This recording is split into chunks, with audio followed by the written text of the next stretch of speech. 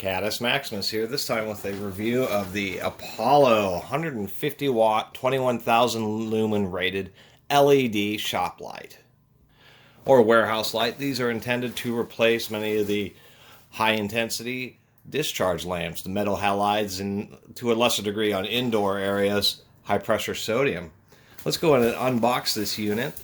One thing I will mention about these lamps, the Apollo and the HyperLight, which Apollo is a sub-brand of HyperLight, is they are reasonably priced. I think just the average online retail price for the 150 watt is around $125. Kind of depending on the configuration.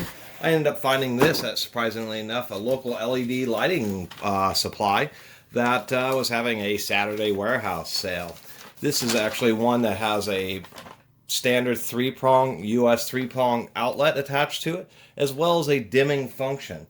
And that's kind of one of the reasons I like this. For the longest time in my YouTube videos, I've been using actually literally these two bulbs here, a 4000 lumen 5000K. This is also 5000K and a 1600 lumens, so a little over 5000 lumens.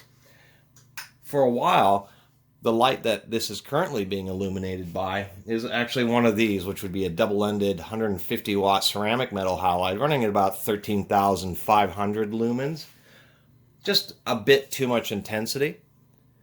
And even the intensity you see here is that bulb, that metal 150 watt metal halide with no reflector. I mean, it's beaming out 360 degrees, and this is just the intensity on the ground. It was really too much. But I like the idea of this just because it's such a big surface area, and if it's dimmable, then I can turn it up to high brightness in the situations I need it, as well as low brightness for my average videos. So this is an open box, but it was brand new, and I felt pretty lucky to pick this up for $37.50. Now we can see the size of this thing. It is absolutely massive. Just a huge light. They're known as UFO lights because they kind of do look like a flying saucer. And then they do have a rather large and substantial power supply on top. These actually are sold with 5-year warranties, so I suspect they're actually going to have a pretty decent power supply because they're not going to want a warranty for that duration of time, a cheap power supply. Let me get this box out of the way here. There we go. We can see that it's pretty decent. It's actually quite a complicated assembly with all these individually stamped heat sink fins. This is a cast aluminum back. These are IP65 rated, and if we actually look, if we can get this to turn, it is actually has the proper UL DLE listings. There's our IP65, and so that's a big deal, is it's actually water resistant. It would be known as rain rated. We have two wires here. We of course have our dimmer wire, just like that, and they include little caps if you're not going to use it, as well as our US plug unit. Let me go ahead and get this organized a little bit. Got all that out of the way. I actually did find this security UL sticker, so it really has been, since there's actually been issues with manufacturers just putting UL listing, the tags on stuff and they actually haven't achieved actual certification. Now UL actually has these anti-counterfeit tags, just like a pair of Nike shoes or something would come with, but that does instill a little bit more confidence and explains one of the reasons why these aren't like 60 or 70 bucks, is because they're actually having to make them with a decent amount of quality. I did want to mention that we do have 4 threaded holes at 4 points. It does come with this cable, which is a safety cable, so when you have it mounted, this will just be a backup, just in case your primary mounting fails. It also has a central mounting point there. What's interesting is it is a bare wire, so when you order the unit that has the standard US plug, they just use a waterproof connector and connect the plug just to the bare wire. So I thought that's both amusing, but it allows you easy access to the wires. If you don't want to use the plug and you want to do a permanent install, you just have to undo this fitting and you'll have easy access to the wires. And I was noticing in other design features, there's actually a big air gap between all the heat that's generated by the panel and the power supply, just to reduce a little bit of cooking. So overall, it has some pretty decent features. And indeed, those are socket head cap screws, and they are stainless steel, so I'm happy to see that. Let's go and get this thing turned on here. It's a little awkward. It weighs about 10 pounds. And there it is. So there's the illumination with a 13,500 lumen, 150 watt double-ended ceramic metal halide. And here's this light at about the same distance. So it's definitely a lot brighter. One thing that they do kind of falsely advertise is how much brighter these are. They advertise so many more lumens than their equivalent metal halide counterparts. And a lot of that's due to the LEDs are really focused. So they're kind of basing it on effective delivered lumens versus absolute. And the reason that's an issue is because almost all the advertisements are saying like this 150 watts like equivalent to a 400 watt metal halide. It's not. A 400 watt metal halide is going to put out 35,000 lumens plus. But due to the reflectors and the way that the LEDs are much more directional, you may have the same intensity at the same floor distance, but you just won't have any of that extra light that's cast around. And some people really like the way it will illuminate, more traditional bulbs do cast a bit more light in a spherical area and give you a bit more of a diffuse effect, rather than just being really an intense light, but only in a certain area. We can just see right here in my hand how sharp the cutoff is. So this light will be really intense in this area and it'll be really dark in any other area. And because of your eyes, it may be just a little too dark. It's one of the advantages of different lighting types. But in a warehouse where this is always, or in a garage where this is always above your head, I would think this light, it would just be pretty much unbelievable. It's really intense. I can put my hand this close. I'm feeling the heat of the light. Really pretty surprising. I just turned off that halide just to show the intensity difference. Now what I'm going to do is spend a moment, hook up the dimmer, and see how well the dimming function works. Let's do a little power testing. I'm testing the dimming function of this light, which I think is pretty neat. It goes from 0 to 10 volts input on a separate set of wires, and that's your level of dimming. It will also accept PWM or pulse width modulation. I've never worked with one of these types of dimmers, and it actually puts out about 0.2 of a volt, just backdriving this DC power supply. I've talked about these before, and they're always handy, and especially in this situation where you need to run a variable voltage to test this out.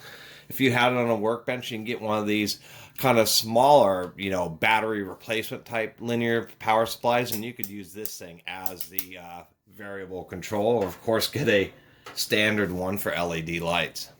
It's just the difference is it's a 0 or a 1 to 10 volt, and that's totally different from a dimmable LED bulb that you may screw into a socket, because this lamp has a separate control for that dimming, which is ultimately better because it's not varying the voltage that's going into the power supply. It's actually varying internally on the power supply, varying the output, so it's going to be a more reliable system.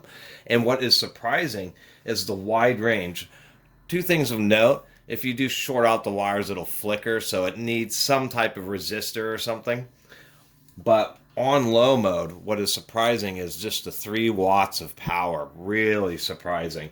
And all we have to do is disconnect it, and it immediately jumps to full power. 155 watts, so it's actually drawing a little bit more than what they mentioned on the nameplate. Another thing I was going to show here is the surprising control. It is very linear and very variable. Really pretty darn nice, and I actually am surprised about that. It is highly linear. We can just slowly creep up in value. I forgot to mention, I did dig up out of the box. This unit, the Apollo, has a kind of a large cast aluminum hook with a locking screw or a capturing screw, and that makes it easier to mount than just eye bolts, because you can just hook it over something and then have it be secured. And because it's aluminum, it also acts to help extend the heat sink. I did run this for a few hours. The power in a 70-degree ambient temperature, the power supply did get pretty warm, maybe 100, 105, but surprisingly enough, the whole LED fins were only like 80 degrees. They barely had any extra heat. These fins go all the way to the center, and there's a ton of them.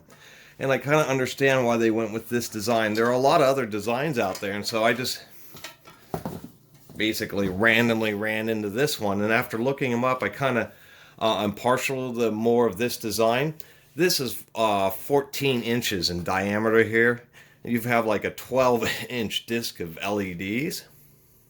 Many of the other similar units out there, like we'll use a cast aluminum and it'll be much more concentrated. And I kind of appreciate this design because overall this should be more reliable. It is cheaper with the sheet metal heat sink, but they've spread out the LEDs. I mean, there is more than a half inch of space between any one of these elements.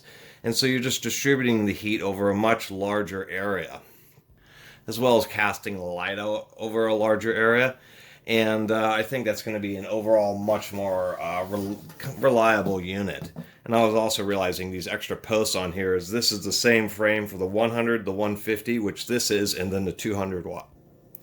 And so really for the amount of money, they're all around the same price. If you want one of these high power 150 watt, 20,000 lumen LED lights, are going to be pricey, but I think you're getting quite a bit for your money. That box I was using earlier with that Hubble, that was a 100 watt metal halide with about 8,000 lumens, and that thing retails for as much as this Luminaire does. Even though that one is a real premium commercial grade Hubble. Just to give you an idea of just the price difference. And surprisingly enough, with the 5-year warranty, that's actually something pretty decent. It's actually more than decent. It's an LED electronic lamp with the 5-year warranty. That's as good as what Milwaukee power tools have. I guess the big caveat, and I've always noticed that eventually when I get a better filming setup, I'm going to use halides, is because of spectrum.